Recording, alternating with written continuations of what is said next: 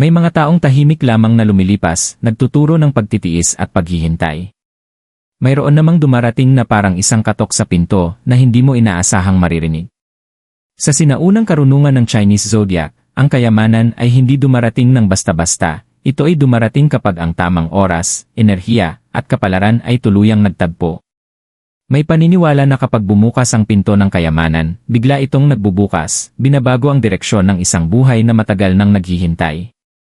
Ang mukhang biglaang tagumpay ay kadalasan bunga ng maraming taong tahimik na paghahanda na sa wakas ay nakaabot sa tamang sandali. Para sa 7 Chinese zodiac signs, mas malapit na ang pagbabagong ito kaysa sa inaakala, at kapag bumukas na ang pintong iyon, wala nang mananatiling pareho. Sa Chinese astrology, ang kayamanan ay hindi isang bagay na walang tigil mong hinahabol. Ito ay dumarating kapag ang iyong panloob na kahandaan ay tumutugma sa galaw ng panahon. Bawat zodiac sign ay dumaraan sa mga siklo, mga yugto ng paghihintay, pagkatuto, at tahimik na pakikibaka, na sinusundan ng mga sandaling biglang gumagalaw ang lahat. Ang mga sandaling ito ay bihira, at kapag dumating, hindi sila maingay na nagpapakilala. Lumilitaw sila bilang mga oportunidad, hindi inaasahang desisyon, o maliliit na pagbubukas na unti-unting nagiging mga pintong kayang baguhin ang buong buhay. Ang konsepto ng T-pinto ng kayamanan ay hindi lamang tungkol sa pera. Ito ay sumasagisag sa pagpasok, sa katatagan, paglago, at kalayaan matapos ang mahabang panahon ng kawalan ng katiyakan. May mga pintong nananatiling sarado sa loob ng maraming taon, hindi bilang parusa, kundi bilang paghahanda. At kapag tuluyan nang nagtagpo ang tamang panahon, ang parehong pinto ay bumubukas ng may nakakagulat na gaan. Ayon sa karunungan ng Chinese zodiac, may ilang mga tanda na likas na kaayon ng pagbabagong ito, at bigla nilang natatagpuan ang sarili sa tamang lugar, may tamang enerhiya, sa eksaktong sandaling itinakda ng kapalaran. Bakit bumubukas ang pinto ng kayamanan para sa ilan? Sa pilosopiya ng Chinese zodiac, ang kayamanan ay hindi dumarating bilang gantimpala ng simpleng pagnanais. Tumutugon ito sa pagkakatugma. Ang isang pinto ay bumubukas lamang kapag ang taong nakatayo sa harap nito ay lumago na bilang bersyong handang pumasok. Ito ang dahilan kung bakit may dalawang taong maaaring humarap sa iisang oportunidad, ang isa ay pumapasok sa kasaganaan, habang ang isa naman ay nag-aalinlangan at pinapanood lamang itong lumampas. Ang kaibahan ay hindi swerte. Ito ay kahandaan. Maraming tao ang gumugugol ng maraming taon sa paggawa ng mga bagay na hindi napapansin. Natututo silang magpigil kahit nakatutukso ang paggastos. Pinauunlad nila ang kanilang kakayahan habang ang iba ay nagmamadali para sa agarang kita. Tinitiis nila ang mga panahong ang pagsisikap ay halos walang kapalit na pagkilala. Sa panlabas, tila walang nangyayari.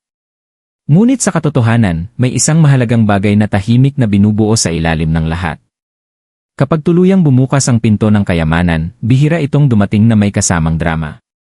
Madalas, ito ay lumilitaw bilang isang maliit na desisyon, isang bagong papel, isang pagbabago ng direksyon, o isang tagpong tila karaniwan ngunit kalaunan ay magbabago ng lahat. Ang mga taong nakaayon ay agad nakikilala ang pagbubukas na ito. Nakakaramdam sila ng kapanatagan sa halip na takot. Linaw sa halip na kalituhan. Ito ang dahilan kung bakit binibigyang diin ng zodiac wisdom ang tamang oras. Kapag ang panloob na disiplina ay nagtagpo sa tamang galaw ng mundo sa labas, bumibilis ang pag-usad.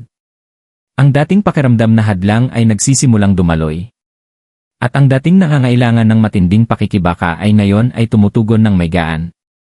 Ang pinto ay bumubukas hindi dahil may isang taong sinuwerte, kundi dahil sa wakas, handa na siyang pasukin ang matagal na niyang pinaghahandaan. Zodiac #1, ang tahimik na tagapagtayo. Ang zodiac na ito ay madalas hindi napapansin dahil tahimik ang paglalakbay nito patungo sa kayamanan. Habang ang iba ay humahabol sa mabilis na tagumpay, ang tandang ito ay nakatuon sa pagbuo ng isang matibay na pundasyon, kahit na ang progreso ay pakiramdam na napakabagal at nakakapagod. May mga mahahabang panahong ang pagsisikap ay halos walang kapalit, at may mga sandaling bumubulong ang pagdududa na baka mali ang pagtitiyaga. Ngunit patuloy pa rin siyang sumusulong, hakbang-hakbang, nagtitiwala sa prosesong kakaunti lamang ang nakakakita. Sa karunungan ng Chinese zodiac, ang tahimik na tagapagtayo ay kilala sa disiplina at lakas ng loob. Nauunawaan nila na ang katatagan ay mas makapangyarihan kaysa bilis. Habang ang iba ay mabilis na umaangat at kasing bilis ding bumabagsak, ang tandang ito ay natutong tumagal. Sila'y nag-aaral, nag-ipon, pinapino, at patuloy na nagpapabuti, madalas isinasakripisyo ang kaginhawaan ngayon kapalit ng seguridad sa hinaharap. Kapag bumukas ang pinto ng kayamanan para sa zodiac na ito, hindi ito bigla ang bumubungad. Tahimik itong nagbubukas na parabang matagal nang naghihintay. Lumilitaw ang mga oportunidad na pamilyar sa pakiramdam, hindi nakakatakot dahil matagal na silang handa para rito. Ang kayamanan ay dumarating sa pamamagitan ng pagiging consistent, isang posisyong sa wakas ay nagbibigay ng patas na kabayaran, isang negosyong umabot na sa tamang panahon, o isang puhunan na unti-unting lumalago. Ang tunay na espesyal sa sandaling ito ay hindi lamang ang pera, kundi ang kapayapaang kaakibat nito. Napagtatanto ng tahimik na tagapagtayo na ang bawat tahimik na sakripisyo ay may kahulugan. Walang nasayang. Bumukas ang pinto, at sa likod nito ay hindi kaguluhan, kundi kontrol, kumpiyansa, at pangmatagalang kasaganaan. Zodiac #2 ang estratehikong kumilos. Ang zodiac sign na ito ay hinaharap ang buhay na parang isang tahimik na chessboard. Habang ang iba ay kumikilos dahil sa emosyon o nagmamadali sa mga desisyon, ang estratehikong kumilos ay nagmamasid. Naghihintay. Nagkakalkula. Sa panlabas, maaari itong magmukhang pag-aalinlangan, ngunit sa katotohanan, ito ay pagtitiyagang ginagabayan ng katalinuhan. Bawat hakbang ay ginagawa ng may malay sa pangmatagalang epekto nito. May mga panahong kinuwestiyon ng tandang ito ang sarili nitong pag-ingat. May mga oportunidad na dumating at lumipas, at ang makita ang iba na mas mabilis na umuusad ay nagdulot ng sandali ng pagdududa sa sarili. Ngunit itinuturo ng karunungan ng Chinese zodiac na hindi lahat ng galaw ay pag-unlad. Nauunawaan ng estratehikong kumilos na mas mahalaga ang tamang oras kaysa bilis, at mas mahalaga ang direksyon kaysa ingay. Kapag bumukas ang pinto ng kayamanan para sa tandang ito, madalas itong dumarating sa anyo ng isang desisyong nakakagulat ang pagiging kalmado. Walang panik, walang pabiglang talon. Sa halip may linaw. Isang pagbabago sa karera ang sa wakas ay umaayon. Isang ideya sa negosyo ang nakakahanap ng tamang merkado. Isang panganib sa pananalapi na dati tila mapanganib ay ngayon ay pakiramdam na kontrolado at pinag-isipan. Ang tunay na nagbabago ng lahat ay ang kumpiyansa. Pinagkakatiwalaan ng tandang ito ang sariling paghuhusga dahil hinasa ito ng maraming taong pagmamasid at pagkatuto. Ang kayamanan ay hindi lumalago sa biglaang pagsabog, kundi sa tuloy-tuloy na paglawak. Bumubukas ang pinto patungo sa mundong kung saan ang matatalinong desisyon ay nagsisimulang dumami, pinatutunayan na ang estratehiya, kapag sinabayan ng tamang oras, ay nagiging isang makapangyarihang anyo ng kasaganaan. Zodiac #3 ang matatag na nakaligtas. Mas kilala ng zodiac sign na ito ang hirap kaysa sa karamihan. Ang kanilang landas ay minarkahan ng mga pagkaantala, pagkadapa, at mga sandaling sumubok sa kanilang emosyonal at pinansyal na hangganan. Habang ang iba ay nakakausad ng may kaunting balakid, ang matatag na nakaligtas ay madalas na kailangang magsimulang muli, paulit-ulit. Bawat pagbagsak ay may dalang aral, at bawat pagbangon ay humihingi ng lakas na hindi nakikita ng mundo. Sa karunungan ng Chinese zodiac, ang tandang ito ay hinuhubog sa ilalim ng matinding presyon. Ang mga pagsubok ay hindi para wasakin sila, kundi upang hubugin. May mga panahong ang simpleng makaligtas ay mas mahalaga kaysa magtagumpay, mga panahong ang pagkapit mismo ay nangangailangan ng matinding tapang. Sa mga sandaling iyon, ang kayamanan ay tila napakalayo, halos imposible. Ngunit kahit sa kakulangan, natutunan ng tandang ito ang tibay, kakayahang umangkop at panloob na pagtitiis. Kapag tuluyang bumukas ang pinto ng kayamanan, ito ay lubhang personal ang dating. Hindi lamang ito ginhawang pinansyal, ito ay pagpapatunay. Lumilitaw ang mga oportunidad na nagbibigay halaga sa karanasan kaysa bilis. Ang mga sugat ng nakaraan ay nagiging kalamangan, hindi kahinaan. Nakikita ng tandang ito ang halaga kung saan hindi ito napapansin ng iba, dahil naranasan na nilang mabuhay ng walang mga panangga. Ang nagpapalakas sa sandaling ito ay ang pagbabago. Ang matatag na nakaligtas ay hindi natakot sa pagkawala gaya ng dati. Pinagkakatiwalaan na nila ang sarili nilang kakayahang bumangon muli. At sa kumpiyansang iyon, tinatahak nila ang bukas na pinto, dala ang karunungang hinubog ng pakikibaka patungo sa hinaharap na tinutukoy ng katatagan, dangal, at karapat-dapat na kasaganaan. Zodiac #3 ang matatag na nakaligtas. Mas kilala ng zodiac sign na ito ang hirap kaysa sa karamihan. Ang kanilang landas ay punang mga pagkaantala, kabiguan, at mga sandaling sumubok sa kanilang emosyonal at pinansyal na hangganan. Habang ang iba ay nakakausad ng may kaunting hadlang, ang matatag na nakaligtas ay madalas na kailangang magtayo muli, paulit-ulit. Bawat pagbagsak ay may dalang aral, at bawat pagbangon ay humihingi ng lakas na hindi nakita ng mundo. Sa karunungan ng Chinese zodiac, ang tandang ito ay hinuhubog sa ilalim ng matinding presyon. Ang mga pagsubok ay hindi idinisenyo upang wasakin sila, kundi upang hubugin. May mga panahong ang simpleng makaligtas ay mas mahalaga kaysa magtagumpay, mga panahong ang pagkapit mismo ay nangangailangan ng matinding tapang. Sa mga sandaling iyon, ang kayamanan ay tila napakalayo, halos imposible. Ngunit kahit sa gitna ng kakulangan, natutunan ng tandang ito ang tibay, kakayahang umangkop at panloob na pagtitiis. Kapag tuluyang bumukas ang pinto ng kayamanan, ito ay may malalim na personal na kahulugan. Hindi lamang ito ginhawang pinansyal, ito ay pagpapatunay. Lumilitaw ang mga oportunidad na nagbibigay halaga sa karanasan kaysa bilis. Ang sakit ng nakaraan ay nagiging kalamangan, hindi kahinaan. Nakikilala ng tandang ito ang halaga kung saan hindi ito napapansin ng iba, dahil naranasan na nilang mabuhay ng walang mga panangga. Ang nagpapalakas sa sandaling ito ay ang ganap na pagbabago. Ang matatag na nakaligtas ay hindi natakot sa pagkawala gaya ng dati. Pinagkakatiwalaan na nila ang sarili nilang kakayahang bumangon muli. At sa kumpiyansang iyon, tinatahak nila ang bukas na pinto, dala ang karunungang hinubog ng pakikibaka patungo sa hinaharap na pinamumunuan ng katatagan, dignidad, at karapat-dapat na kasaganaan. Zodiac #4, ang utak sa likod ng lahat, the mastermind. Nilalapitan ng zodiac sign na ito ang kayamanan sa pamamagitan ng pag-unawa, hindi sa puwersa. Sila ay mga palaisip, tagaplano, at tagamasid ng mga padron.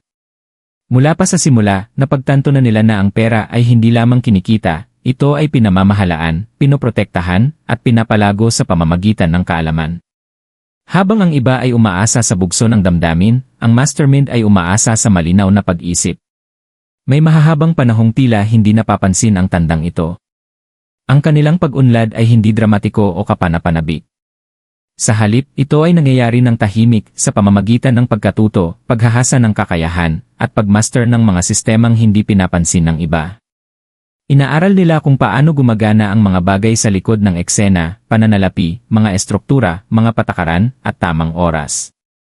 May mga pagkakataong naging malungkot ang kanilang paglalakbay, na para bang walang nakakakita sa kanilang pagsisikap. Kapag bumukas ang pinto ng kayamanan para sa mastermind, ito ay dumarating sa pamamagitan ng eksaktong pagkilos. Lumilitaw ang isang maingat na planadong oportunidad. Nagiging bukas ang isang posisyong may otoridad o malaking responsibilidad. O kaya naman, ang isang pangmatagalang estratehiya ay sa wakas ay nagpapakita ng malinaw at nasusukat na resulta. Ang kayamanan ay pumapasok hindi bilang kaguluhan, kundi bilang kaayusan. Ang nagtatakda sa sandaling ito ay kontrol. Ang mastermind ay hindi natataranta sa tagumpay. Nauunawaan nila ang pagpapanatili at pangmatagalang katatagan. Ang pera ay nagiging kasangkapan, hindi tukso. At habang lalo pang bumubukas ang pinto, humahakbang pasulong ang tandang ito ng may kumpiyansa. Alam nilang hindi sila basta nanghuhula, sila ay nagpapatupad ng planong matyagang binuo sa paglipas ng panahon. Zodiac #5, ang walang takot na sumusugal. Ang zodiac sign na ito ay nagdadala ng kakaibang uri ng enerhiya. Kung saan ang iba ay nag-aalinlangan, ang sumusugal ay kumikilos. Hindi dahil sa pagiging padalos-dalos, kundi dahil sa panloob na pagtangging manatiling bihag ng takot. Ang kanilang buhay ay hinubog ng mga matitinding desisyon, may ilang nagtagumpay, may ilan ding nagdulot ng sakit. Bawat panganib ay nagturo sa kanila ng mahalagang aral, kahit pa hindi tiyak ang naging resulta. Sa karunungan ng Chinese zodiac, ang tandang ito ay kilala sa momentum. Nauunawaan nila na ang pagkakatigil ay maaaring mas mapanganib kaysa sa pagkabigo. May mga sandaling ang pagkuha ng panganib ay humantong sa pagkalugi, kritisismo, o pagdududa mula sa iba. Ngunit sa halip na umatras, natutunan ng tandang ito ang tamang pagkilatis, kung paano paghiwalayin ang padalos-dalos na sugal sa sinadyang tapang. Kapag bumukas ang pinto ng kayamanan para sa sumusugal, madalas itong dumarating ng biglaan. Isang oportunidad ang lilitaw na humihingi ng agarang aksyon, hindi labis na pag-isip. Isang galaw sa negosyo, isang puhunan, o isang matibay na pagbabago sa karera ang haharap sa kanila, at sa pagkakataong ito, lahat ay umaayon. Hinahasa ng mga nakaraang karanasan ang kanilang instinct. Hindi na takot ang nagdidikta ng desisyon. Ang tunay na nagbabago ay ang pagiging ganap. Ang sumusugal ay hindi na basta tumatalon ng bulag. Sila'y lumulundag na may kamalayan. Lumalago ang kayamanan dahil ang tapang ay sa wakas ay sinamahan ng karunungan. At habang bumubukas ang pinto, may kumpiyansang humahakbang ang tandang ito papasok, pinatutunayan na ang katapangan, kapag pinino ng karanasan, ay kayang gawing pangmatagalang kasaganaan ang kawalan ng katiyakan. Zodiac #6 ang tahimik na magnet. Ang zodiac sign na ito ay hindi humahabol sa kayamanan. Sa halip, ang kayamanan mismo ang tila lumalapit sa kanila kapag hindi nila inaasahan. Ang tahimik na magnet ay dumaraan sa buhay ng may kalmadong presensya at likas na balanse. Hindi sila mainay sa kanilang mga ambisyon at hindi rin palaging ipinapahayag ang kanilang mga layunin. Gayunpaman, sa misteryosong paraan, ang tamang mga tao, oportunidad, at sandali ay naakit patungo sa kanila. Sa karunungan ng Chinese zodiac, ang tandang ito ay nakaayon sa pagkakaisa. Ang kanilang lakas ay nasa emosyonal na katalinuhan, pagtitiyaga, at kakayahang basahin ang mga sitwasyon nang hindi gumagamit ng puwersa. Sa mahabang panahon, maaaring tila hindi patas na mas mabagal o hindi gaanong kapansin-pansin ang kanilang pag-usad. Ang iba ay tila mas mabilis na umaangat, habang ang tahimik na magnet ay nananatiling matatag at simple. Kapag bumukas ang pinto ng kayamanan para sa tandang ito, madalas itong dumarating sa pamamagitan ng mga ugnayan. Isang pinagkakatiwalaang koneksyon ang nagpapakilala ng isang oportunidad. Isang tahimik na rekomendasyon ang humahantong sa malaking pagbabago. O kaya naman, ang matagal ng pagsisikap ay sa wakas ay napapansin ng isang taong may impluwensya. Walang pagmamadali. Lahat ay kusang nagaganap. Ang nagpapalakas sa tandang ito ay ang pagkakaayon. Ang kayamanan ay pumapasok sa kanilang buhay nang walang kaguluhan o labis na pagod. Tumatanggap sila sa halip na makipagbuno. At habang bumubukas ang pinto, mahinahong humahakbang pasulong ang tahimik na magnet, na pagtatanto na ang kasaganaan ay hindi palaging tumutugon sa pagsusumikap, kadalasan, ito ay tumutugon sa balanse, pagiging totoo sa sarili, at pagiging nasa tamang agos sa tamang panahon. Zodiac #7 ang huling na mulaklak. Ang zodiac sign na ito ay palaging nakaramdam na tila bahagyang hindi kasabay ng mundo. Habang ang iba ay tila mas maagang nakakamit ang mga yugto ng buhay, tagumpay, katatagan, pagkilala, ang huling na mulaklak ay kumikilos sa ibang bilis. Mabagal ang kanilang paglalakbay, punang mga paghinto, pagbabago ng direksyon, at mga sandaling tahimik na pagdududa sa sarili. May mga panahong naisip nila kung tuluyan na ba nilang napalampas ang kanilang pagkakataon. Sa karunungan ng Chinese zodiac, ang huling na mulaklak ay may naantalang oras, hindi ipinagkait na kapalaran. Ang kanilang landas ay hindi kailanman itinakdang sumabay sa karamihan. Bawat pagkaantala ay nagdagdag ng lalim, pagkahinog, at pag-unawang hindi maaaring madaliin. Maingat silang hinuhubog ng buhay, kahit sa mga sandaling pakiramdam ay hindi patas o nakakalito. Kapag sa wakas ay bumukas ang pinto ng kayamanan, ito ay may dalang bigat ng damdamin. Hindi lamang ito isang pag-angat sa pananalapi, ito ay isang paglaya. Ang mga taong puno ng pagtitiyaga ay sa wakas ay kinikilala. Dumarating ang mga oportunidad na perpektong umaangkop, na para bang sadyang idinisenyo para sa kung sino na sila ngayon. Wala nang kailangang madaliin. Lahat ay pakiramdam na nakaayon. Ang nagpapalakas sa sandaling ito ay ang pananaw. Mas nauunawaan ng huling na mulaklak ang halaga ng tamang oras kaysa kaninuman. Humahakbang sila sa bukas na pinto ng walang pagsisisi, dala ang pasasalamat sa halip na pait. Ang kayamanan ay nagiging makahulugan, hindi nakakalunod. At sa unang pagkakataon, ang paglalakbay ay pakiramdam na ganap, hindi dahil ito'y dumating ng huli, kundi dahil dumating ito sa eksaktong panahong nakatakda para sa kanila. Huling pagninilay kapag tuluyang bumukas ang pinto. Sa karunungan ng Chinese zodiac, ang pagbubukas ng pinto ng kayamanan ay hindi kailanman nagkataon lamang. Ito ay bunga ng panahon, pagkatao, at mga hindi nakikitang paghahanda na nagsama-sama sa perpektong pagkakaayon. Bawat zodiac sign na umaabot sa sandaling ito ay dumaraan sa magkakaibang landas, ang ilan sa pamamagitan ng pagtitiyaga, ang iba sa tapang, estratehiya, tibay, o tahimik na balanse. Ngunit isa ang katotohanan, ang pinto ay bumubukas lamang kapag ang tao ay handa nang pumasok. Ang tila biglaan sa paningin ng iba ay kadalasang hinubog ng maraming taon. Ang mga sakripisyo, paghihintay, pagdududa sa sarili, at tahimik na paglago ay lahat may layunin. Ang kayamanan sa ganitong diwa ay hindi lamang pera. Ito ay katatagan matapos ang kawalan ng katiyakan. Kalayaan matapos ang mga limitasyon. Kumpiyansa matapos ang mahabang panahong puno ng mga tanong. Para sa mga nakakakita ng sarili nila sa mga kwentong ito, ang sandaling ito ay isang paanyaya, hindi para magmadali, kundi para magtiwala. Para manatiling mulat kapag lumitaw ang oportunidad, kahit ito'y dumating ng marahan. May mga pintong bumubukas ng maingay. Mayroon ding bumubukas ng tahimik. Ngunit kapag ito'y nabuksan na, binabago nito ang direksyon ng lahat ng susunod. Ipinapaalala sa atin ng karunungan ng Chinese zodiac na ang kapalaran ay matiisin, ngunit hindi kailanman nawawala. At kapag nagtagpo ang tamang oras, ang pintong minsan mong inakalang sarado magpakailanman ay bumubukas, ipinapakita hindi lamang ang kasaganaan, kundi ang buhay na matagal mo nang pinaghahandaan.